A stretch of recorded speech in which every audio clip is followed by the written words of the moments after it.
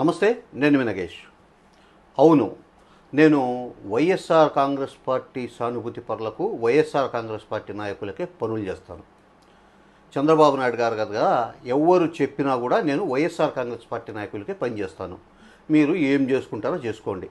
చంద్రబాబు నాయుడు గారికి ఎన్ని రకాల కంప్లైంట్లు చేస్తారో చేయండి.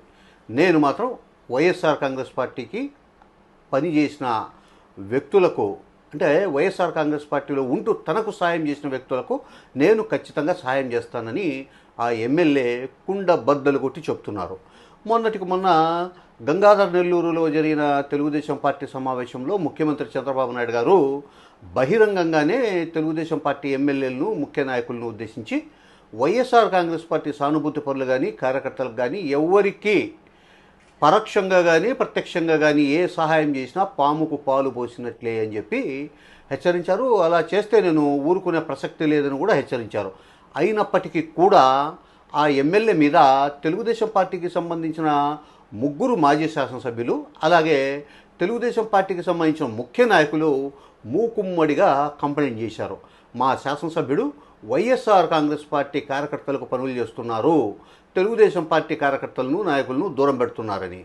అయినా చంద్రబాబు నాయుడు గారు ఆ ఎమ్మెల్యేని పిలిచి హెచ్చరించారు. హెచ్చరిస్తే ఓకే, అక్కడ మాత్రం ఓకే అన్నారు.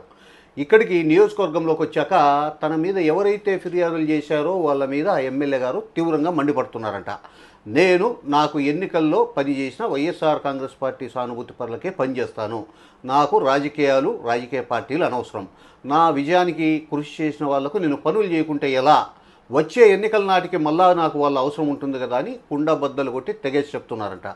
ఇంతకీ ఆ శాసనసభ్యుడు ఎవరంటే నెల్లూరు జిల్లా ఉదయగిరి శాసనసభ్యుడు కాకర్ల సురేష్.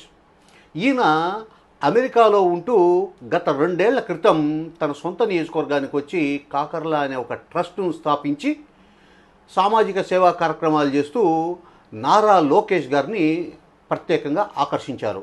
యువగలం పాదయాత్ర సందర్భంగా కాకర్ల సురేష్ నారా లోకేష్ గారికి స్వాగతం పలికిన తీరు చూసి అప్పట్లో మాజీ శాసనసభ్యుడు, నియోజకవర్గ ఇన్ఛార్జిగా ఉన్న బొల్లినేని రామారావు, ఈయన అప్పట్లో కాకర్ల సురేష్ పెట్టిన ఫ్లెక్సీలన్నీ తీయించి నియోజకవర్గంలో నాకు తెలియకుండా పార్టీ యాక్టివిటీస్ చేస్తే ఎలాంటి పరిస్థితుల్లో నేను అంగీకరించే ప్రసక్తే లేదని సురేష్తో పాటు అలాగే నారా లోకేష్ గారికి కూడా స్పష్టంగా చెప్పారు. సో దీన్ని మనసులో పెట్టుకున్న నారా లోకేష్ గారు యువగలం పాదయాత్ర నెల్లూరు జిల్లా దాటిన వెంటనే కాకర్ల సురేష్ను తన దగ్గరికి పిలిపించుకొని వచ్చే ఎన్నికల్లో నువ్వే క్యాండిడేట్, నీ కార్యక్రమాలు నువ్వు చేయని చెప్పారు. అన్నట్లుగానే 2024 జరిగిన ఎన్నికల్లో నారా లోకేష్ గారు పట్టుబట్టి కాకర్ల సురేష్కు టికెట్ ఇప్పించారు. ఏది, అప్పటికి ఇన్ఛార్జిగా ఉన్న మాజీ శాసనసభ్యుడు బొల్లినేని రామారావు గారిని కాదని. సో 2024 ఎన్నికల్లో కాకర్ల సురేష్ 8 నుంచి 8,500 ఓట్ల మధ్య మెజార్టీతో శాసనసభ్యుడిగా ఎన్నికయ్యారు తెలుగుదేశం పార్టీ అభ్యర్థిగా. సో ఆ తర్వాత ఈ 9 నెలల కాలంలో సురేష్ తెలుగుదేశం పార్టీ నాయకులకు, ఆ తర్వాత ఆయన విజయం కోసం పనిచేసిన సీనియర్లను పక్కన పెట్టేసి వైఎస్ఆర్ కాంగ్రెస్ పార్టీకి సంబంధించిన కార్యకర్తలకు పనులు చేస్తున్నారని 3 మాజీ శాసనసభ్యులు, పార్టీలో ఉండే తెలుగుదేశం పార్టీ సామాజిక వర్గ నేతలు, ఆ తర్వాత కొందరు సీనియర్ నాయకులు చంద్రబాబు నాయుడు గారికి తరచూ ఫిర్యాదు చేస్తూ వచ్చారు. ఈ మధ్య చంద్రబాబు నాయుడు గారు పిలిచి కాకర్ల సురేష్ను తిట్టారు. ఈ రకంగా చేస్తే నీ పద్ధతి మార్చుకోకపోతే తీవ్ర పరిణామాలు ఉంటాయని చెప్పి హెచ్చరించారు. అక్కడ సీఎం గారు చెప్పారు కదా, అక్కడ నోరు మెదిపే ధైర్యం చేయలేకపోయినప్పటికీ కూడా అక్కడ తల ఊపి అలాగే మీరు ఎలా చెప్తే అలా చేస్తా సార్ అని నియోజకవర్గానికి వచ్చి ఆయన తన మీద ఎవరైతే ఫిర్యాదు చేశారో వాళ్ళ మీద తీవ్ర స్థాయిలో రగిలిపోతున్నారట. 2024 ఎన్నికల్లో తెలుగుదేశం పార్టీకి బహిరంగంగా సపోర్ట్ చేస్తామని ప్రకటించిన 3 శాసనసభ్యులు, 3 మాజీ శాసనసభ్యులు అంటే కంభం విజయరామరెడ్డి, ఆ తర్వాత ఈ మాజీ శాసనసభ్యుడు మేకపాటి చంద్రశేఖర్ రెడ్డి, అలాగే బొల్లినేని రామారావు, వీళ్ళ 3 కూడా తన విజయానికి పూర్తిగా సహకరించకపోగా నన్ను వెన్నుపోటు పడిచారు, నన్ను ఓడించాలని చూశారు.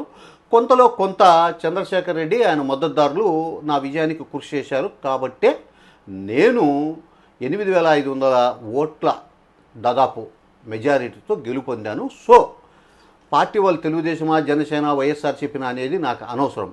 ఎన్నికల్లో నాకు పనిచేశారు కాబట్టి వాళ్లకు నేను సహాయం చేయాలి.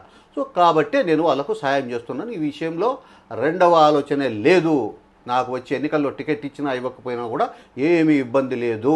ఒకవేళ టికెట్ ఇస్తే వీళ్ళ సపోర్టు మళ్ళీ కూడా నాకు అవసరం కదా. అందుకు నేను తెలుగుదేశం పార్టీకి నిజంగా పనిచేసి కమిట్గా పనిచేస్తున్న కార్యకర్తలతో పాటు వీళ్ళకు కూడా నేను పనిచేస్తాను.